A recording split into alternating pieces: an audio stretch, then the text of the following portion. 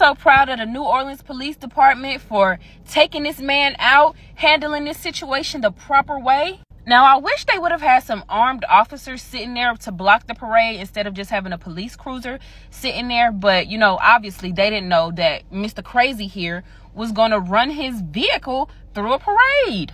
Girl, they saying this man had ISIS flags in the truck. He had live explosives in the truck. He was shooting with a rifle while he was running the people over. Then he got out, was shooting with the rifle, and hit 2 police officers. He didn't kill them, but he shot them. And that's when the police took over and did the Lord's work.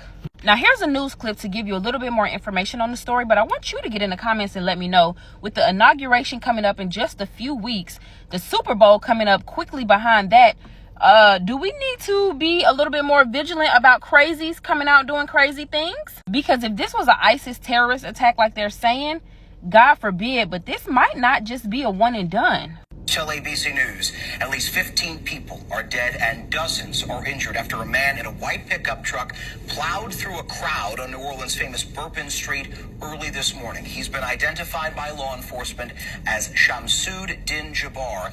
This photo you're seeing on your screen, obtained by ABC News, shows him. The FBI is still investigating his alleged motive at this hour, but they did find an ISIS flag mounted on the back of the truck that was used in this attack.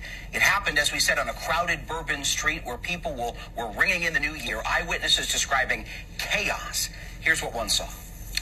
And what we witnessed was body after body mangled.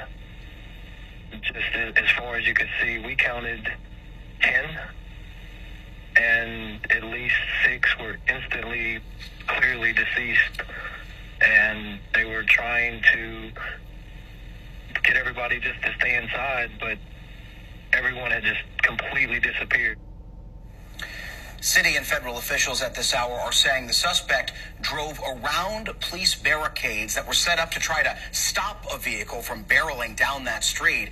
Officials saying the suspect was, quote, hell-bent on killing as many people as possible.